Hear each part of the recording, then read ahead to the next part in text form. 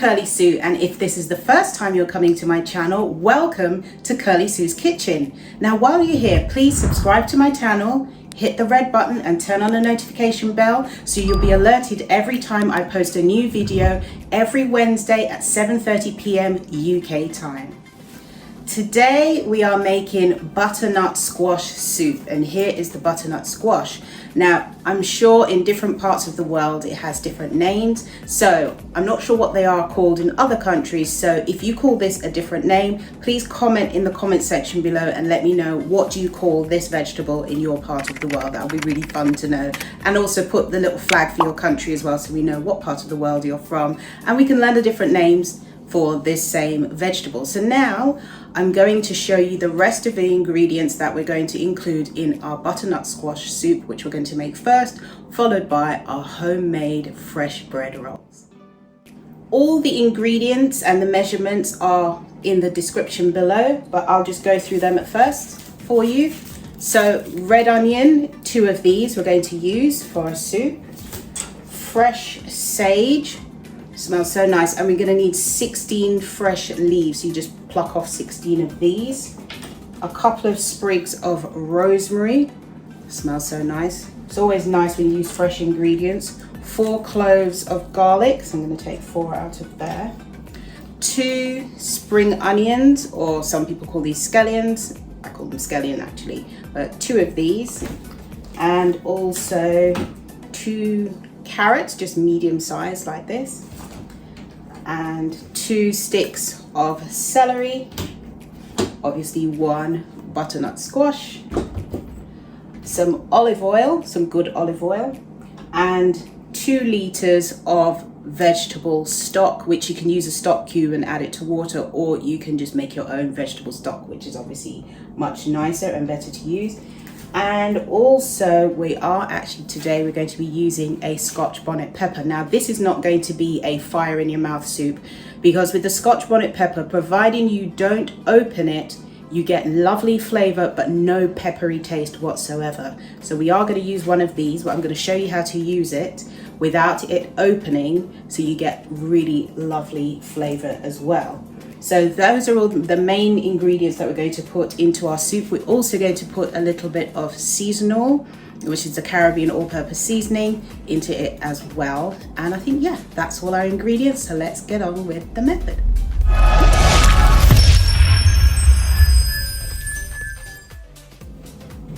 Peel and chop your vegetables really finely. So you're going to be chopping the 2 red onions, the 2 carrots, the 4 cloves of garlic, the 2 sticks of celery, the 2 sprigs of rosemary, and that's about it. That's everything that you'll be chopping up, and chop them really finely and set them aside. Heat a couple of tablespoons of olive oil in a pan, and then put in the 16 sage leaves and just let it fry for about 10 seconds, no more than that, and then remove those from the pan and put them on some kitchen paper to dry, and then add all of your vegetables into that pan.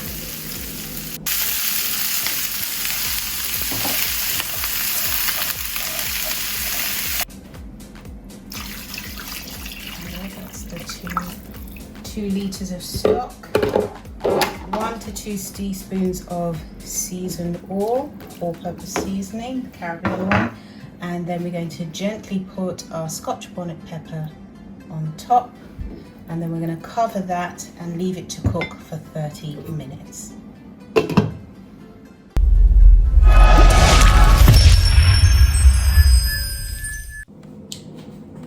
So once you put the vegetables into that pan, you're going to let those cook down for about 10 minutes. While that is cooking, chop and peel your butternut squash and wash that and set that aside.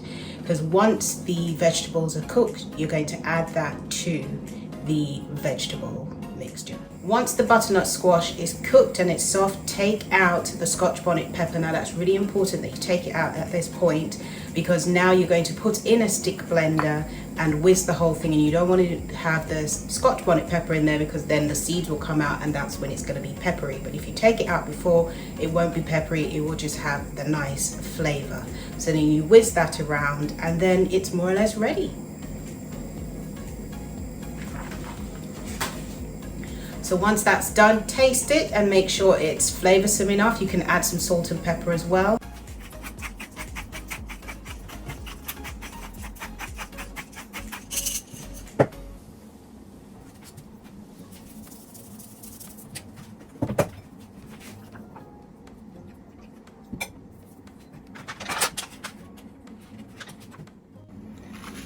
So don't forget to taste it, and if it's not quite flavorsome enough, add a little bit more seasonal and some salt and pepper to taste, and then you're ready.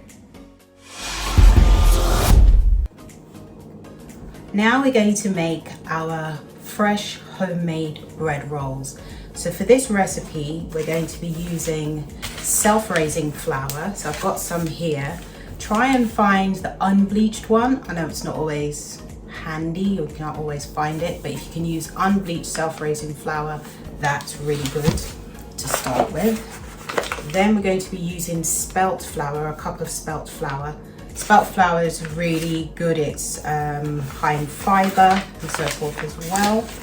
And we're going to also be using, to make it soft and fluffy, we're going to be using egg replacer. So this is the powdered egg replacer you get in the box, which is a mixture of different flours that they've put together, potato starch, tapioca and stuff like that. So we're going to be using some of that, some baking powder, some water, and also some vegan butter.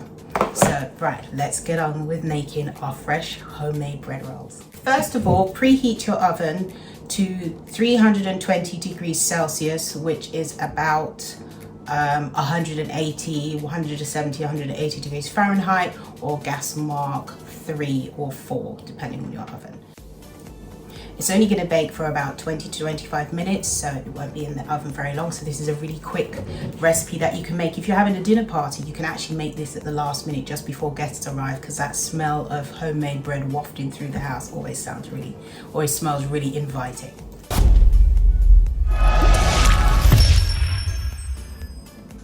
So add your 1 cup of spelt flour and then your 1 cup of self-raising flour into the bowl, just like so, just like that. And then we're going to add our egg replacer. So for the egg replacer, we're going to have 2 teaspoons of the egg replacer, and it's important to measure it out correctly.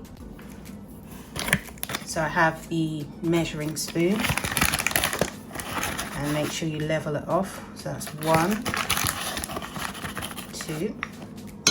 You don't want to put too much egg replacer in it.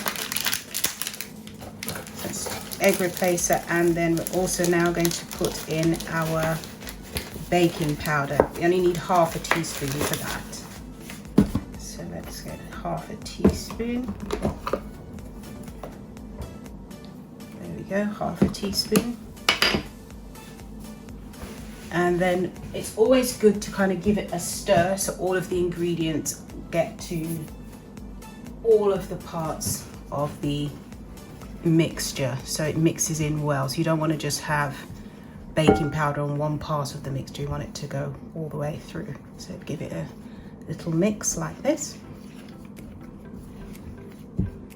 Here we go. So we're going to mix together all the dry ingredients, which we have right now, and then add the water a little bit at a time to make the dough. But before that, we're going to add our butter.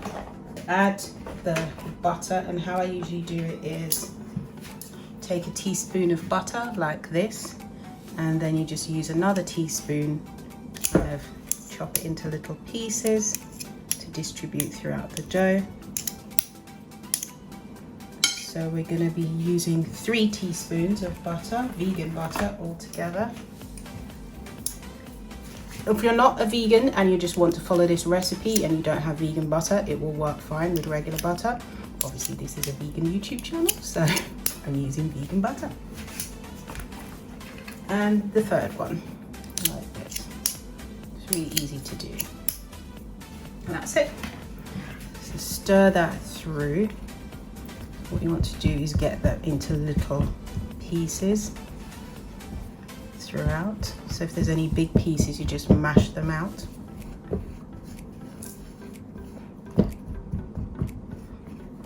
Get them up like that. That's all you need to do. And then now we're going to add, if you see any big lumps, just break them down a bit like that. And then now we're going to add our water. So you get a cup of water and just add a little bit at a time. So you add the water and then stir.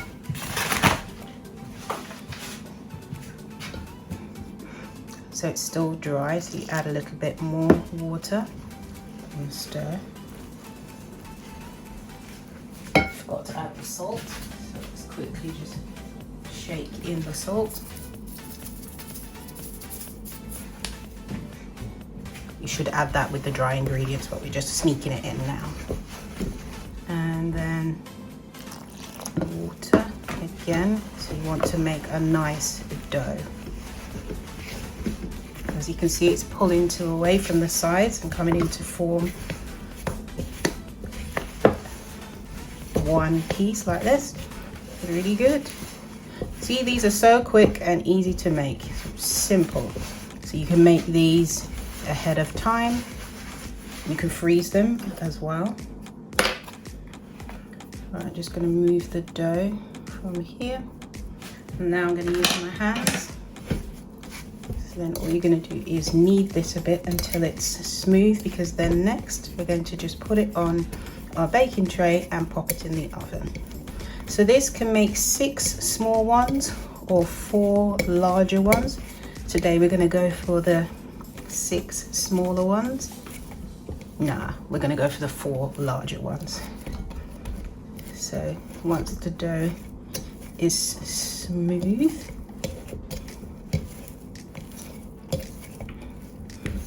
like that. In fact, I've got a number of recipes for bread rolls. I've got another one, so I'll make that in a separate video. So now we're going to chop that in half.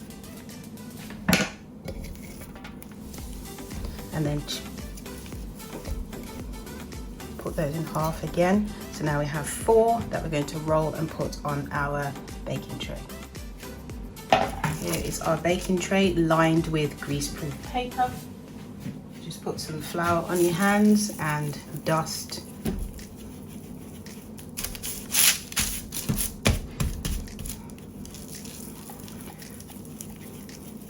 So roll it. Still a bit.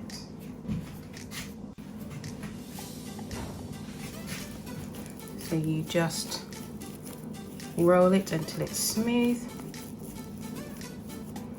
And put it on the baking tray. We've got 3 more.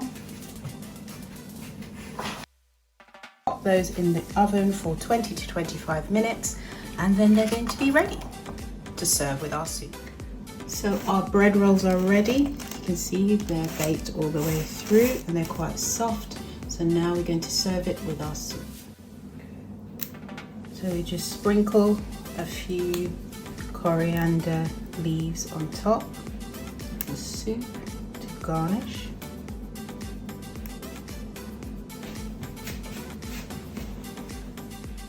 And we serve that with a bread roll. Just going to cut it open so you can see how soft it is inside.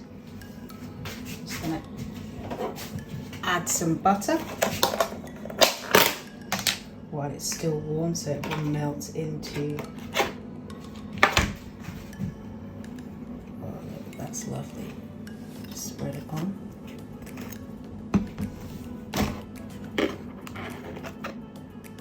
So all I have left to do now is to taste the soup.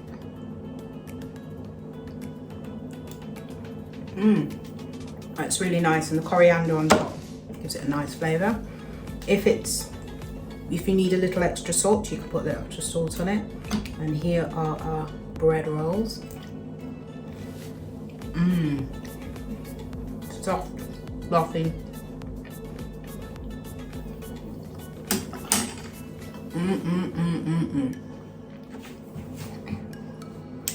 If you enjoyed this video, don't forget to click and subscribe and turn on the notification bell so you'll be alerted every time I post a new video, Wednesdays at 7:30 p.m. UK time. In addition to that, I've now added a new section to my videos. It's called Ask Curly Sue, where you get the opportunity to ask me any question you like, and I will pick them at random. If you want to ask a question, here is the email address to send it to. And in the subject area of the email, put Ask Curly Sue, because I get a ton of emails, so I can sift through and find them. Put Ask Curly Sue and then ask your question. So today's question is, how long have you been a vegan? So I have been a vegan for, at the time of making this video, 2021, 8 years. So in November of 2021, I would have been a vegan for 9 years. Before that, I was a vegetarian for 20 something years. So I've been doing the plant-based thing for quite some time. So if you have a question, all you have to do is email me, info@curlysueskitchen.co.uk, and I'm more than happy to answer your questions, because I get a ton of questions, particularly through my Instagram and social media. Actually, here is my Instagram. Follow me on Instagram as well. I get a lot of questions, and I really try to answer all of those questions. So all I want to say now is, please keep watching, please keep subscribing. If you haven't subscribed, please do so. Eat good, eat clean, eat blessed. Thank you so much for watching. See you next time. Bye.